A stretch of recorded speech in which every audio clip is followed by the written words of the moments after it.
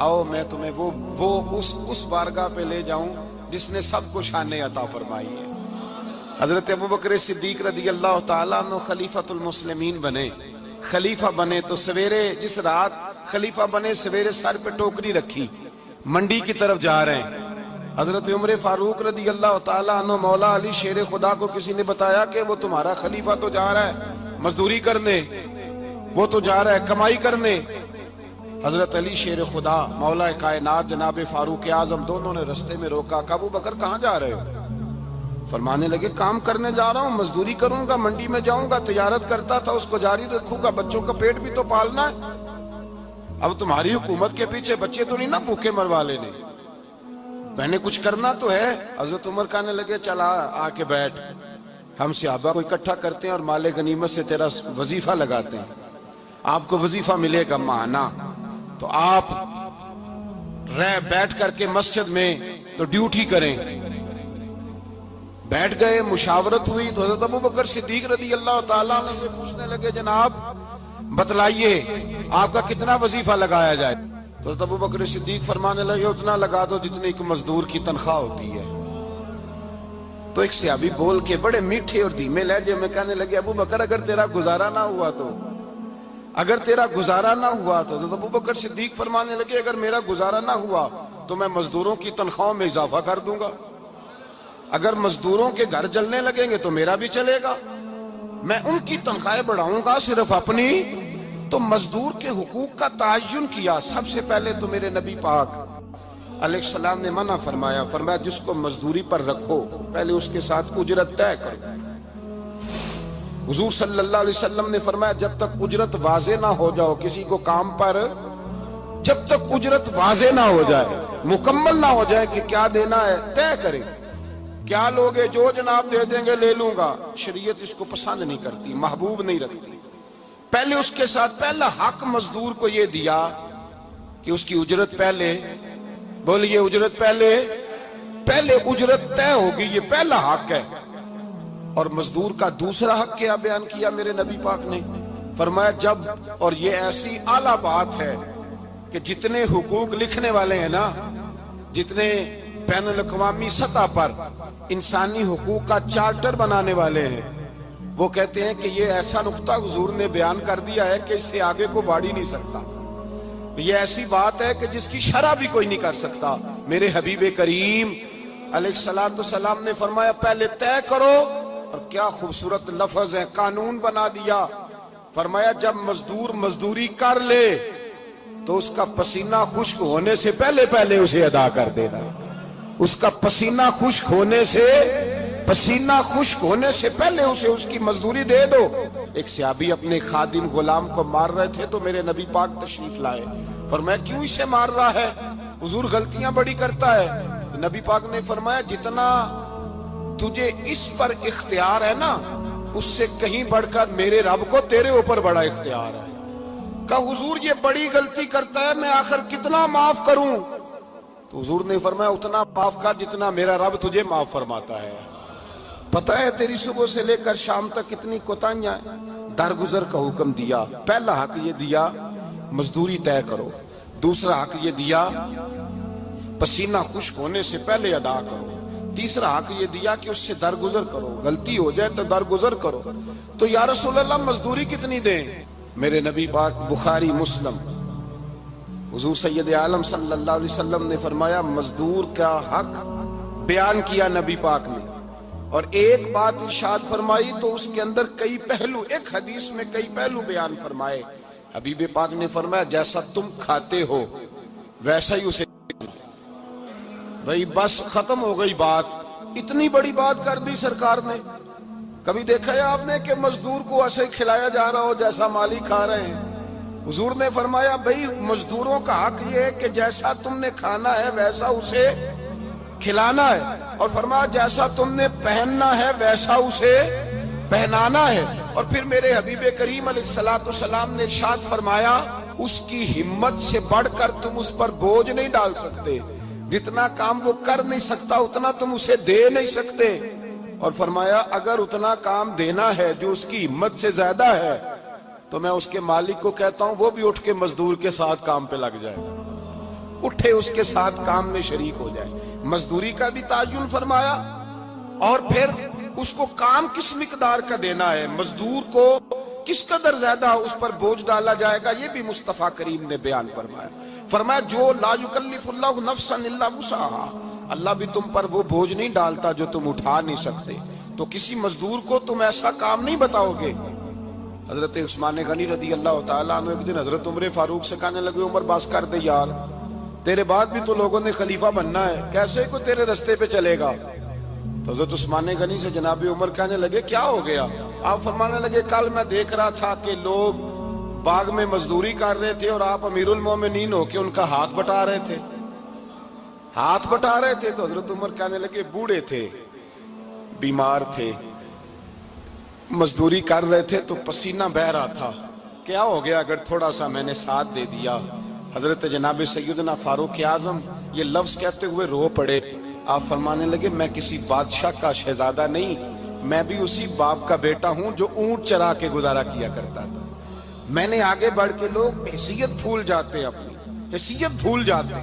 اللہ تبارک و تعالیٰ جب کچھ عطا کرتا ہے ان کا رویہ اپنے ماتحتوں کے ساتھ اتنا سخت اور جابرانہ آمرانہ ہو جاتا ہے، اس قدر زیادہ ان کے لب و لہجے میں کڑواہٹ آ جاتی ہے، اس قدر زیادہ ان کی طبیعتوں کے اندر سختی اور غرور بھر جاتا ہے کہ وہ احساس ہی نہیں کرتے کہ جو سامنے بیٹھا ہے وہ بڑا ایک دکھی انسان ہے اور وہ تکلیف میں ہے، وہ آزمائش میں اپنے آپ کو مبتلا سمجھ رہا ہے۔ حضرت ابو ذر غفاری رضی اللہ تعالیٰ عنہ فرماتے ہیں میں اپنے ماتحتوں کے حق میں بڑا سخت تھا، سخت تھی میری طبیعت، میرے غلاموں کی جرت ہی نہیں تھی کہ وہ میرے سامنے گفتگو کر سکیں اور ٹھہر بھی سکیں۔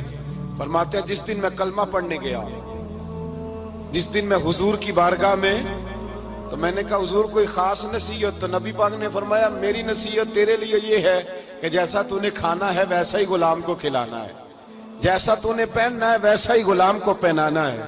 حضرت ابو ذر کہتے ہیں جو میرے اندر کمی تھی وہی میرے نبی نے نصیحت کر دی، جو میرے اندر کوتاہی تھی وہی غیب جاننے والے رسول نے بتلا دی۔ فرماتے ہیں میں گھر گیا، جب میں جاتا تھا تو ملازموں کا سانس خشک ہو جاتا تھا، وہ کانپنے ہانپنے لگتے تھے کہ جانے اب یہ کیا کرے گا۔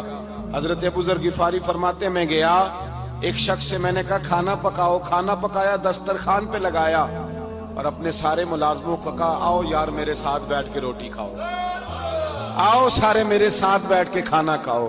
فرماتے ہیں انہوں نے کھانا کھایا، پھر میں ان کو بازار لے گیا، جیسے کپڑے میں پہنتا تھا ویسے ہی میں نے ان کے لیے بھی خریدے۔ فرماتے ہیں میرے غلام کہنے لگے آقا خیر تو ہے نا، خیریت تو ہے نا، کیا ہوا؟ مزاج مبارک تو ٹھیک ہے، کیا ہو گیا؟ اور یہ جو ہم فضا کو اتنا خوبصورت دیکھ رہے ہیں اور یہ جو ہم اتنی پیاری ریم جھیم برستی دیکھ رہے ہیں، یہ جاری رہے گی یا ایک دن کی ہے؟ تو حضرت ابو ذر غفاری رو پڑے، کہنے لگے اب تمہیں ابو ذر غفاری بدلا ہوا ملے گا، اس لیے کہ اب میں وہ نہیں رہا، اب میں رسول اللہ کا کلمہ پڑھ کے غلام مصطفیٰ بن گیا ہوں، اب میں بدل گیا ہوں، میری طبیعت بدل گئی۔ غلاموں کے حق میں حضرت مولا علی شیر خدا غلام کو لے کر کے گئے دکان پر، حضرت مولا علی غلام کو لے کر گئے کپڑے کی دکان پر، 2 جوڑے خریدے، ایک کم قیمت کا ایک زیادہ قیمت کا، ایک کم قیمت کا ایک زیادہ قیمت کا، 2 جوڑے خریدے۔ جب واپس لوٹے تو غلام سے کہنے لگے تو اپنا لے لے۔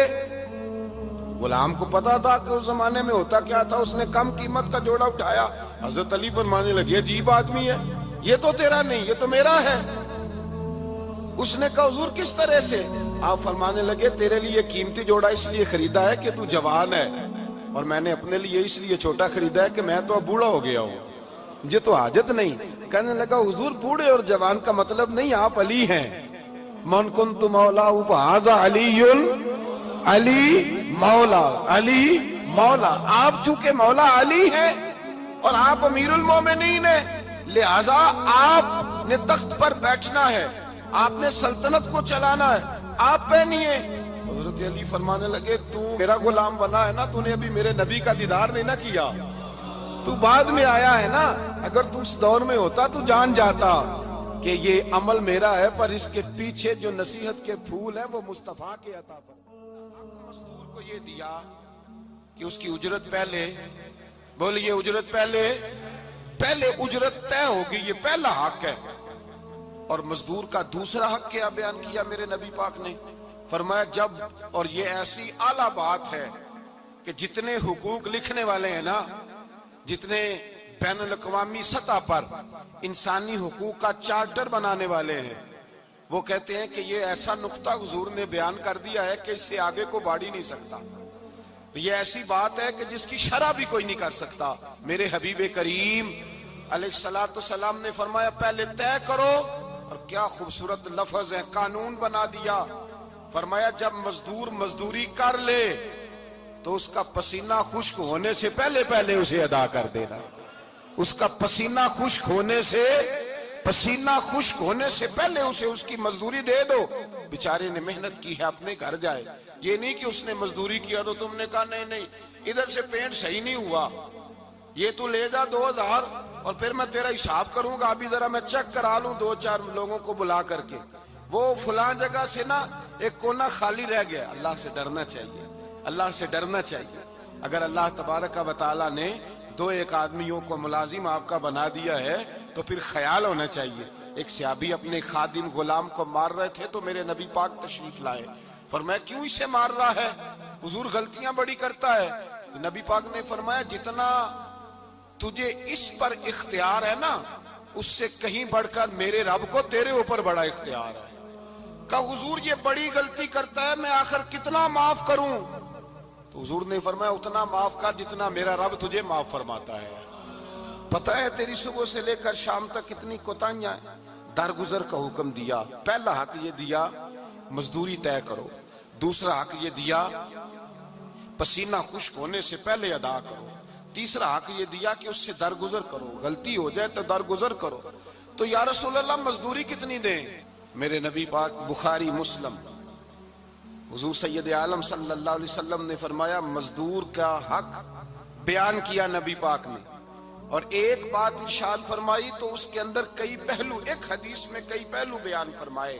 حبیب پاک نے فرمایا جیسا تم کھاتے ہو ویسا ہی اسے کھلانا۔ کوئی نہیں، آپ شاید سو رہے ہیں کچھ حضرات، جیسا خود کھاتے ہو ویسا ہی، بھئی بس ختم ہو گئی بات۔ اتنی بڑی بات کر دی سرکار نے۔ کبھی دیکھا ہے آپ نے کہ مزدور کو ایسے کھلایا جا رہا ہو جیسا مالک کھا رہے ہیں؟ حضور نے فرمایا بھئی مزدوروں کا حق یہ ہے کہ جیسا تم نے کھانا ہے ویسا اسے کھلانا ہے، اور فرمایا جیسا تم نے پہننا ہے ویسا اسے پہنانا ہے۔ اور پھر میرے حبیب کریم علیہ الصلوۃ والسلام نے ارشاد فرمایا اس کی ہمت سے بڑھ کر تم اس پر بوجھ نہیں ڈال سکتے، جتنا کام وہ کر نہیں سکتا اتنا تم اسے دے نہیں سکتے۔ اور فرمایا اگر اتنا کام دینا ہے جو اس کی ہمت سے زیادہ ہے تو میں اس کے مالک کو کہتا ہوں وہ بھی اٹھ کے مزدور کے ساتھ کام پہ لگ جائے، اٹھے اس کے ساتھ کام میں شریک ہو جائے۔ مزدوری کا بھی تعین فرمایا، اور پھر اس کو کام کس مقدار کا دینا ہے، مزدور کو کس قدر زیادہ اس پر بوجھ ڈالا جائے گا، یہ بھی مصطفیٰ کریم نے بیان فرمایا۔ فرمایا جو لا یکلف اللہ نفسا الا وسعها، اللہ بھی تم پر وہ بوجھ نہیں ڈالتا جو تم اٹھا نہیں سکتے، تو کسی مزدور کو تم ایسا کام نہیں بتاؤ گے۔ حضرت عثمان غنی رضی اللہ تعالیٰ عنہ ایک دن حضرت عمر فاروق سے کہنے لگے عمر بس کر دے یار، تیرے بعد بھی تو لوگوں نے خلیفہ بننا ہے، کیسے کوئی تیرے رستے پہ چلے گا؟ تو حضرت عثمان غنی سے جناب عمر کہنے لگے کیا ہو گیا؟ آپ فرمانے لگے کل میں دیکھ رہا تھا کہ لوگ باغ میں مزدوری کر رہے تھے اور آپ امیر المومنین ہو کے ان کا ہاتھ بٹا رہے تھے، ہاتھ بٹا رہے تھے۔ تو حضرت عمر کہنے لگے بوڑھے تھے، بیمار تھے، مزدوری کر رہے تھے تو پسینہ بہہ رہا تھا، کیا ہو گیا اگر تھوڑا سا میں نے ساتھ دے دیا؟ حضرت جناب سیدنا فاروق اعظم یہ لفظ کہتے ہوئے رو پڑے۔ آپ فرمانے لگے میں کسی بادشاہ کا شہزادہ نہیں، میں بھی اسی باپ کا بیٹا ہوں جو اونٹ چرا کے گزارا کیا کرتا تھا۔ میں نے آگے بڑھ کے لوگ حیثیت بھول جاتے ہیں، اپنی حیثیت بھول جاتے ہیں۔ اللہ تبارک و تعالیٰ جب کچھ عطا کرتا ہے ان کا رویہ اپنے ماتحت سخت اور جابرانہ آمرانہ ہو جاتا ہے، اس قدر زیادہ ان کے لب و لہجے میں کڑواہٹ آ جاتی ہے، اس قدر زیادہ ان کی طبیعتوں کے اندر سختی اور غرور بھر جاتا ہے کہ وہ احساس ہی نہیں کرتے کہ جو سامنے بیٹھا ہے وہ بڑا ایک دکھی انسان ہے اور وہ تکلیف میں ہے، وہ آزمائش میں اپنے آپ کو مبتلا سمجھ رہا ہے. حضرت ابو ذر غفاری رضی اللہ تعالیٰ عنہ فرماتے ہیں میں اپنے ماتحتوں کے حق میں بڑا سخت تھا. سخت تھی میری طبیعت.